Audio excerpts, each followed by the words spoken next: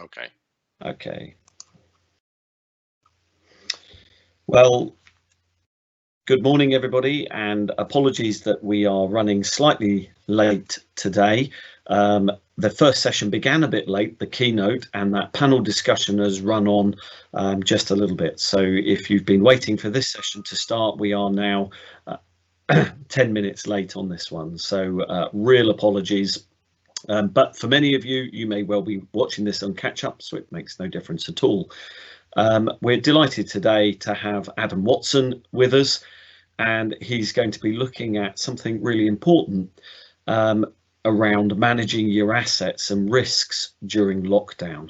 We've all been writing our risk assessments coming back into school, but the use of all of the devices, the online platform, the continuation of education at these challenging times, really being aware of those important processes to ensure we can run safely. I'm going to hand you over now to Adam, who's got a fascinating presentation for us all.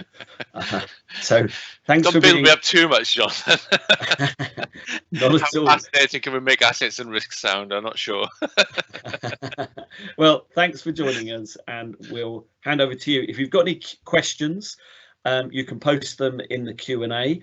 And we will hand them on to Adam as we go through the session, and we will also at the end, if you want to get in touch, then you will be able to do so, and we will pass on any questions or queries that you have to Adam and come back to you with answers. So we'll hand over now to you, Adam. Thank you very much, Jonathan. Well, it's a pleasure to support an event like this. Very encouraging, actually, to see that things can continue, albeit in a different format, and life goes on. And I suppose there are some people who may take the opportunity to sort of have a bit of a rest from the daily routine, and some who are quite happy to try and make things seem as normal as possible. And certainly from an owner of a business, we employ over 50 people now. And also as a father of 2 children, one in primary, one in secondary, it's been a fascinating time to see how organisations respond to this. And certainly from my conversations with Jonathan, Cornerstone seemed to be one of the pioneers and certainly the trailblazers out leading in terms of delivering curriculum to children remotely. I know not all schools have been able to do that. And in fact, it kind of relates to partly to the discussion we'll have this morning around asset management during lockdown about, the exposure of some businesses and schools to the fact that actually the technology wasn't really up to delivering curriculum to children and supporting parents. Now they can't be in school themselves. So I've seen a massive amount of variation across the country and schools in terms of what they're able to provide to children. It's been quite an eye-opening experience, and what I hope really is that it's been an opportunity for schools, particularly in teachers and business leaders in schools, to I guess see what is really possible in terms of what technology can really offer and what processes can really offer, and maybe there may be a little bit of navel gazing around how best to deliver education generally, and how technology can support that. Because I think most parents, I think, would like to be able to offer support to the school in terms of the education of the children, and of course technology and assets particularly, and that's software assets, not just physical assets, but software assets, plays a massively important part in that. And in fact, we ourselves as a company, we've used a free to register product that was recommended to me because it was a product that their school used with their children. We've used it with our employees to try and get that sort of fun element of working at home introduced into the company. So it's been a really interesting time. It's been very hard for some people, but for other people, it's been quite an eye opener. All right, I've kind of got a hybrid presentation today, 2 smaller presentations. So we've done some sessions recently on managing risk during lockdown and preparing for return to school. And we've also done some presentations on asset management. And this is kind of a hybrid of the two of them. So I'll probably do 15-20 minutes on the asset side, 15-20 minutes on the risk side. And what I normally do is try and put that into context with a sort of a very, very quick overview of how our software can help you put into practice some of the principles of good asset management, effective asset management, and good risk management. I suppose it'd be really handy actually for me. I don't mind how we do these sessions. I'm quite happy to have the questions at the end. I'm quite happy to take questions throughout the session, but I think it would be really handy for me to know that actually there is somebody out there listening can hear me. If anybody is able to post a question, if you wouldn't mind doing that for me, then I know that I'm not talking to a monitor and the cat. So it would be really helpful if somebody could say hello, tell me a little bit about yourself, if you've got, what type of organization you represent, and what you're hoping to get out of this morning's session.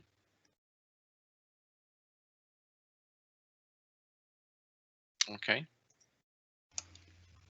I can't see any forthcoming typing there, Adam. Apologies. No, that's okay. In terms of the live stream, this is going out to people who can view on the web and through Teams. So I'm guessing that some can submit questions, some can't. Yeah, so a lot of colleagues will be watching this on catch up if they've got two sessions they'd like to see at the same time, for example. Oh, I see. All right, okay. And the session runs until 10:30. Is that correct? Yes. Okay. Well, it'd be really good if we can get you back on time, wouldn't it? It'd be lovely. Yeah. There we are. Okay. Thank you, Jess. Hi, Adam. Looking forward to hearing about managing assets and risks. Right, Jess, you need to get out more, but yes, thank you very much. Over to you, doing a Adam. disservice, thank you. Okay, well, let's talk about risk management first of all, and we can talk about COVID-related implications for risk management, particularly around your assessments and the implications of COVID on those later on. But in terms of risk management, we're going to talk about the key principles of risk management, what good risk management looks like, and the key components and how you go about managing that effectively. Now, in terms of my experience working with multi-academy trusts and schools generally, risks are continually evolving, and certainly in these in the particular circumstances we find ourselves with COVID, nothing brings it into sharper relief than that disruption to your organisation and the risk then that presents. And one of the most fascinating things about risk, I think, from me personally, is the appetite consideration. But we'll come on to that a little bit later. So let's have a look at what Every is. I don't know if any of you know what Every is and who we are, what we're about, but myself and Ian, my colleague, founded the company in November 2010. We provided this type of software and support to local authorities who managed, obviously, schools back in the day, covering sort of facilities management, compliance, and reporting to central government. And since then, we've grown to support over 6,000 schools, over 250,000 users now, day to day. And we cover these key areas. It's not just, although I'm talking to you about risk and assets today, we actually cover quite a lot of areas around the non-teaching and finance side of your organisation. So from contracts and premises, assets, which we'll talk about today, risk management, policies and documents. Now, risk and policies actually are integrated in the sense that when you talk about risk, you talk about assessments, and also policies that help you mitigate risk. So, we sort of help you manage that as well. Slips, trips and falls, condition and projects, which is actually really important now because the government are going to inject some money into schools yet again to stop them leaking. E-learning has a particular relevance here around lockdown because obviously you have a lot more people working at home. One of the things we've seen is a massive increase in e-learning interest, particularly around things like display, screen equipment, positioning, the environment that people are now finding themselves working in, is it fit for purpose and so forth, including infection control and also mental health, and we have some free courses on those.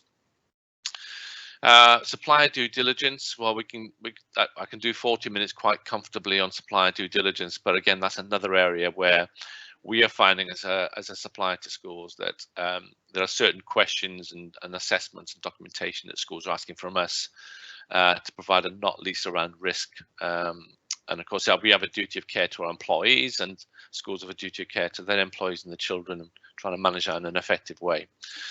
We also have a HR system that covers everything to do with HR. So I'm not going to dwell too long on that, because this is not about this. This is about risk. So I think it's quite a good idea to start at the core parts of what risk really is. And we're talking really about the identification of the risks. Now, identification actually sounds, it sounds like you're teaching grandma to suck eggs, actually, but identification is really important, because it's amazing how many people I see don't see the risks in front of them. Now, either that's because they don't see it as a risk, or they become immune to it.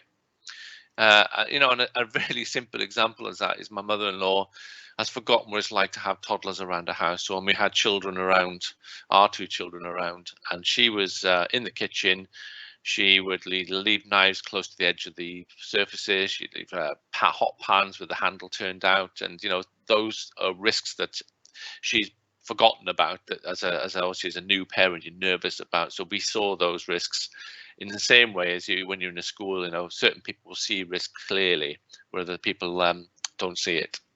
And that's particularly relevant here because, of course, with lockdown and with reopening the school and social distancing, there's a lot of impact on things like evacuation routes and fire doors and things like that, and exit strategies and one-way systems in your school you'll be introducing that actually have an impact on things like your evacuation policy, your evacuation procedure, and how you go about doing that. I'm sure if there was a fire drill, or if it was a fire incident, I'm sure that everyone would ignore the one-way system and pile out the first exit that they could to the muster point. Then we're talking about the assessment, and there are various models for assessing risk, some more complicated than others. And there are various software packages that help you assess the risk, and depending on where that software has come from. So I know there's software around the managing risk that comes from the financial services sector, which is highly regulated, or the aviation industry, again, which is highly regulated. And the approach they apply to risk, obviously, of course, is quite onerous, but it's thorough. So again, it depends on your appetite or your approach and management of risk as whether you think that's appropriate or not. Of course, once you've assessed risk, we're talking really about mitigating risk, because risk will always be there. You can't entirely remove the risk, so you really talk about mitigation actions and so forth. Now, mitigation could actually be, we're aware of it, we're not going to do anything about it, but we're aware of it, and the risk of it happening is low, and the impact of it happening, if it does happen, is also low. So just identifying the risk is enough. And a good example of that is, we had a health and safety audit many years ago when we partnered with TES Global back in 2012, and one of the things they did was send a health and safety assessor up to our office in Leeds from London to assess the health and safety state of our office. And we prepared for that by assessing what we felt with all the risks, and some of those risks we said, there's a risk of this, this, and this, but actually we identified it, but the risk of it happening, impact is really low. And they were really comforted by that and reassured by that. But the fact is that not only have we assessed the major risks or the impact of those, but actually we've seen but acknowledged the risks that exist but aren't particularly impactful. And then we're into the management of the risk, and the management of the risk can be the fact that actually, if you've got mitigating actions, you will be issuing actions out to people that contribute to the management and the mitigation of the risk. So that's really about making sure, of course, that the mitigating actions are carried out. And that's often where I find consulting with schools and multi-academy trusts and other organizations is where things start to fall down. A lot of organizations are focused on the register and actually not the actual management of risk. And by having mitigating actions, assigning to people and reviewing those actions on an ongoing basis, by having some sort of system that helps you do that, it's the actions that mitigate the risk, not the fact you have a risk in a register that mitigates the risk. So that's an area where we might have time to talk about a little later on. And then, of course, reviewing the risks. So reviewing I'll come on to reviewing the risk in a minute. I can give everything away in the first slide, really. All right, so in terms of risk management, obviously you need a register. You need to register them, so you're aware, you've noted them. So if you are reporting this to a governing body or the trustees or like senior leadership team, you can clearly see in a list or register of some sort all the risks you feel are worth identifying. And you can go a little bit overboard here by assessing everything or identifying everything. And often what I see is people they go a little bit overboard, assess everything or identify everything, then they start paying back to the things that actually are important. You've got the assessment, mitigating actions, the review, and then actually what the whole point of this is about is seeing an improvement in the way you manage risk. And the two major questions really, I think, what I see from trusts around risk, which obviously have an effect on the lockdown and return to normality in inverted commas, is the people who have responsibility for ultimate responsibility in trusts are looking for mainly two things. One, are we managing risk effectively? Are we getting better at managing risk over time? And that's kind of things that we'll come on to a little bit later on if we get the time. So of course, MAT risks can be elevated. You have the risks in the individual school. The MAT risks are compounded, I guess, or complicated by the fact that if you've got numerous schools in your trust, then of course you will want to see an element of consistency in terms of the risks that people are managing across your school portfolio. But of course, those risks won't be the same in the sense that if you've got a risk of low pupil numbers or dip in pupil numbers, which directly affects your funding, then of course that has a much bigger impact on a smaller school than a larger school. So although they have identified the same risks, the actual management of it, assessment of it, and mitigating actions will be different. So there's an element of consistency and variation across those, compounded with the fact that you have these higher level MAT risks. The MATs are more at risk because of course they have large organizations, some 50, 60, 70 schools, tens of millions of pounds, if not 100 million pounds turnover. And of course that makes them that provides an element of risk to them in terms of reputation, in terms of litigation and so forth. So the element of risk there is heightened. And of course, any effective risk management process or tool or system has got to have alerts in there. So alerts when things are elevated because of being a missing action.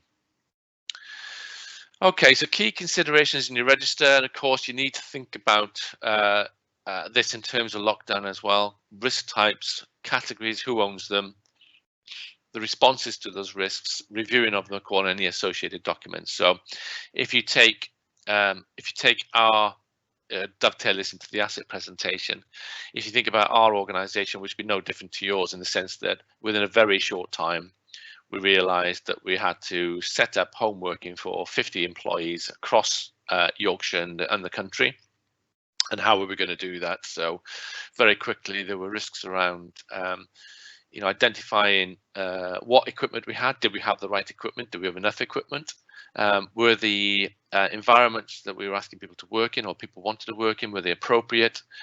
Making sure as well that we very early on supported our employees with contact, because you really do forget and underestimate that the social aspect of working in an organization. And actually people were working at home. Some of them were, they were lone workers. So, they wouldn't be able to meet anybody, and they were there on their own for weeks. So, we were very acutely aware of that and put in place lots of support in events, social events, in terms of the virtual stuff. Some technology went in there, some software in there, increasing contact went in there to make sure that we supported people doing that transition, because it was a bit of a wrench for a lot of people. Of course, what it also did is it pretty much gutted our office. So it looked like the Mary Celeste, quite frankly, the day after lockdown, which ironically we'd already prepared for, because Leeds city centre flooded several years earlier, and the building we now rent was actually affected by that, and power went off to the building. So we'd already prepared for the fact we'd have to decamp, but of course we hadn't expected to happen so soon. And associated documents are things like your assessment of it, any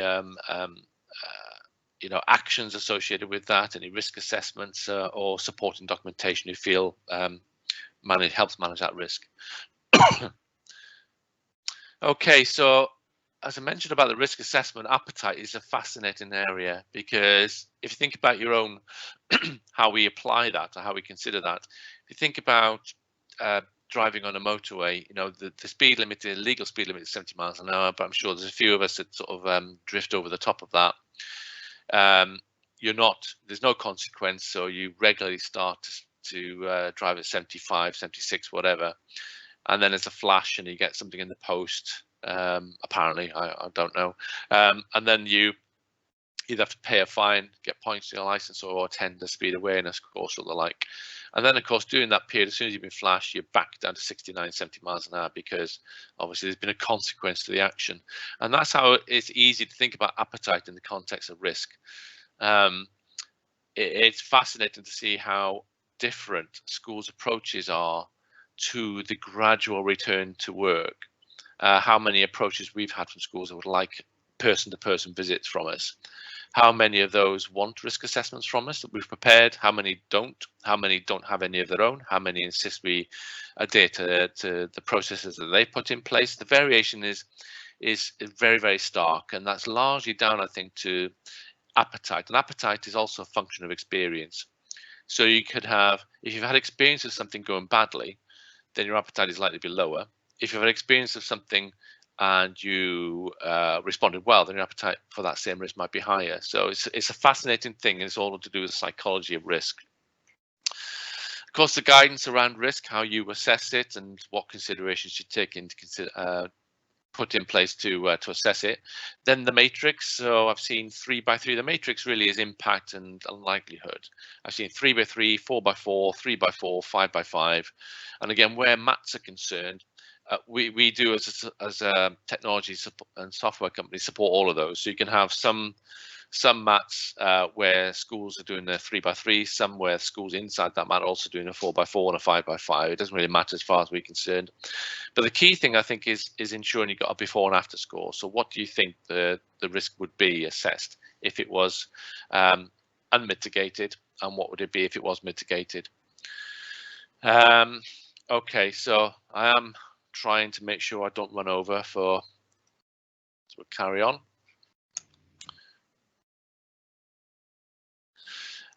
Okay, so in terms of mitigations, the things you need to think about here are mitigating actions are the one-offs. So is this something you need to make good or do in the first instance? It's a one-off thing. Once you've done it, you don't need to do it again. Is it also combined with regular actions? So is it something you need to monitor? And there also are the policies and documents that are associated with that, partly around educating people or documenting processes to mitigate risk on an ongoing basis, and what impact that has on scores. I am running out of time here, so I haven't even talked about assets in any detail yet, so I'll crack on. So risk review, again, this is another area where when I'm consulting with maths and schools, it's often interesting to see what their impression of what a review really is. And I think what that means is if you take cladding as a really good example, again, that, you know, would many buildings have been assessed for cladding risk prior to Grenfell, and now how many people now have reviewed or included cladding in their risk register and reviewed that on a different basis because of the appetite. So they've seen an event happen that was appalling, and then seen if they're at risk in the same way or not. And of course, a record of reviews would be very handy, because if you've got somebody who's looking at your risk and auditing your risk, you need to know why you've reviewed it on that way and what the rationale was. And a lot of this, you know, for schools in the education sector is not only showing somebody you have a register, but actually showing that you're actually managing it and being able to demonstrate you're managing it. And that's often where I think schools are really good in some areas and a little bit weaker in some areas. So, you know, where education is concerned, for example, and pupil performance, predicting scores, that's a well-evolved process, and you can see, you can demonstrate to anybody what the assessment is of that child's expected grades and all that malarkey, and the process has gone through. But in some areas of business, they're not up to that level yet, and risk is one of those, in fact. Okay, so in terms of reporting, what to report, a really key one actually. What risk are you going to report to whom, on what basis, and why are you doing it? And as I said earlier in the presentation, one of the things, you know, we as a management team and you as a leadership team need to consider is, are we getting better at managing risks? Have the risks changed? And clearly, you know, in the current circumstances, lots of things have changed. What are the trends, and are the alerts working for us? In terms of risks around mats, you know, again, I could do another 20 minutes quite clearly on risk to mats, but obviously there's an extra level of that, an element of consistency, an element of variation across your schools, how you report on that, and of course where to intervene if necessary and offer guidance. So impact, we ran a risk assessment, risk management workshop a couple of weeks ago with one of our partners, which we recorded. We can make that available to you if you're interested. But some of the questions that came up and some of the considerations were around things like food preparation, lunch times, about queuing, how you manage visitors, air conditioning circulation. There was a whole section on that, and particular types of air conditioning, air movement and air replacement was a key consideration. Distancing, of course, and hygiene, fire evacuation, escape routes, and the impact of, you know, escape routes and your one-way systems and so forth. And of course, what happens if you get a local lockdown? So we have a service delivery team that does asset audits inside schools, and we had some prepared for Leicester until, of course, it was announced there's a local lockdown in Leicester, and it looks like Bradford may go the same way, and we have some audits arranged there as well. So you kind of need to have pre-planned things like this. So you've got a clear idea of what's going on. One of the things you need to consider around this sort of stuff is how social media impacts on this. So social media can be really helpful and be a hindrance to you. So factor in social media in terms of your approach to risk, in terms of educating people and announcing the right information the right way. Okay, normally what I do is a session on how it works in real life, but I'm only going to show you a couple of screens. So in terms of risk, this is a map view of risk. It's a performance dashboard. I hope you can see this. And what it will show you is risks across your properties, how many reds, ambers and greens you have, with a little heat map that shows you how many there are, so you can clearly see the risks across your portfolio. You can drill into those as well and see what those 5 red risks are, what the pre-score, the post-score is, what the current score is, what it is, and the actions listed to this. So loss of pupils, intake doesn't meet outtake. So you got to go into the risk itself. It's got a triangle with a exclamation mark to show you quite clearly it's red. We've got actions here, one of which is an attendance policy, one of which is a regular open evening. Both of these are overdue. So if either of these are overdue, it elevates the risk automatically. And that's the point I was mentioning earlier about not managing the register, but managing the risk. If the risk is managed because it's got actions assigned to people, if they're on top of those actions, by definition, you are managing the risk. And that's the round in the circle, the square in the circle, whatever you want to call it. That's the bit the schools really fall down on, is that loop back to linking the actions of managing the risk to the actual register and reporting. In terms of the before and after, this is what we have. We have a current risk register and we have what it was in the previous month. So you can look at how are our risks looking then, are they looking better now, and then reporting that to governors and SLT and trustees, so you can see clearly the risks have changed, but we are managing those in an effective way.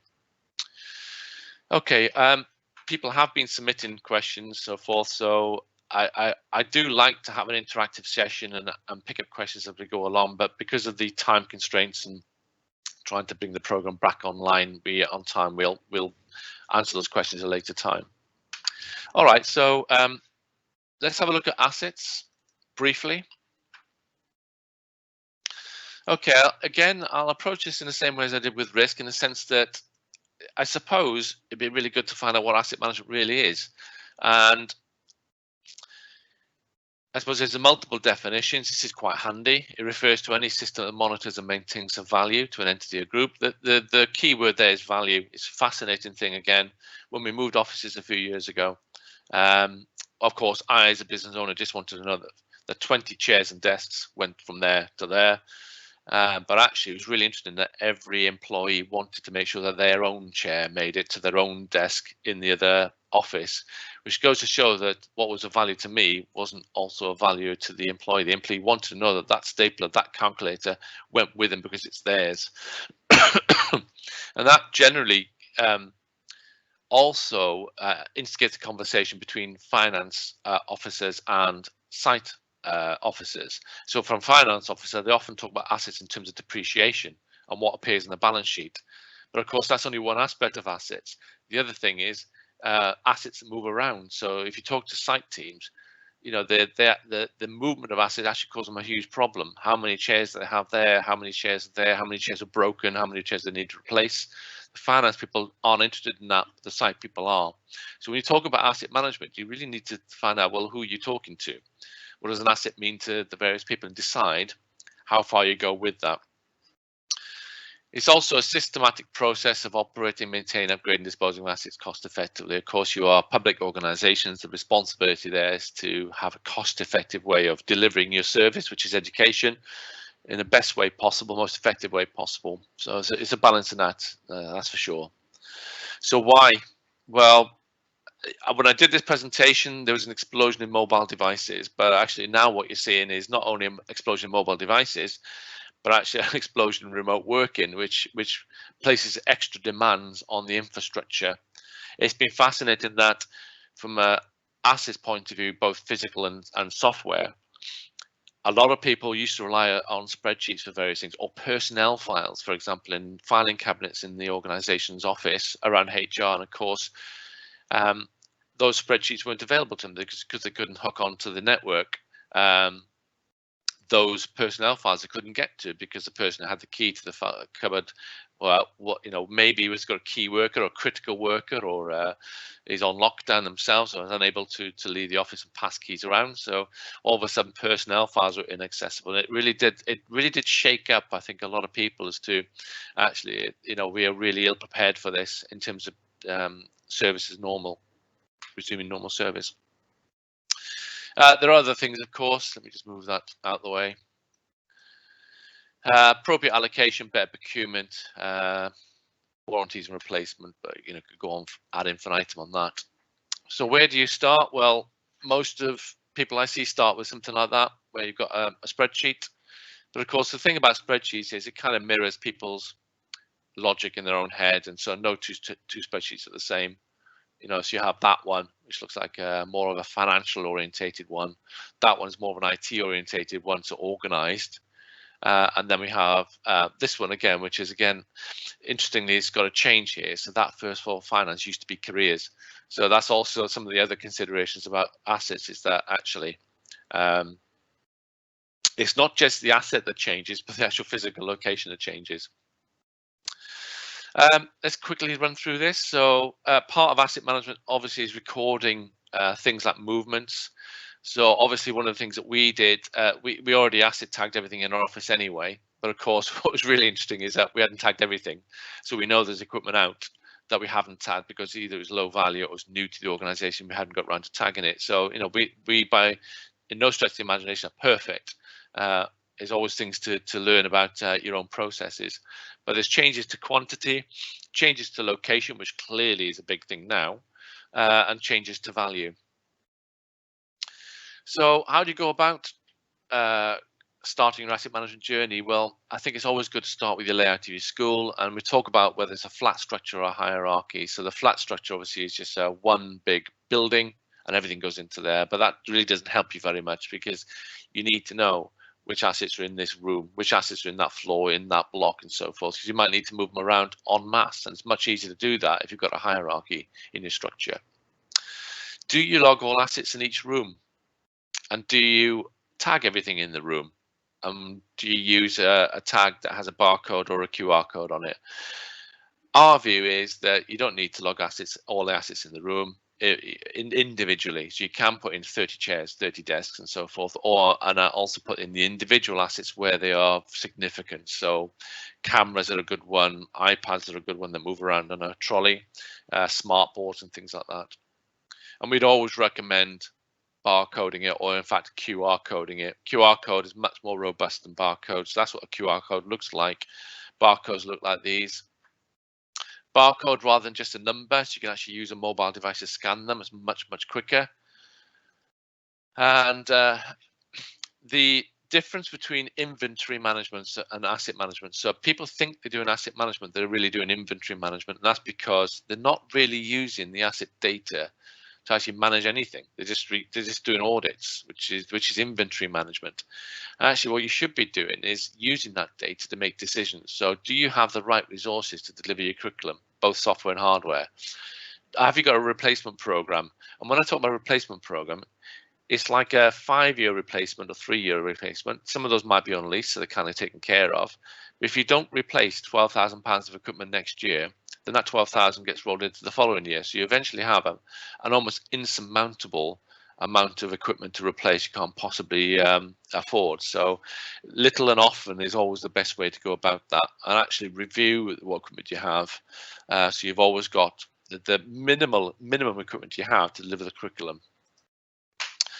Of course, the other thing is maintain your data, audit it, tag and add new items in the purchase, and start a habit in order to be effective. So that means logging in every day to your system, checking it out, making minor changes where necessary, but little and often is the way to go.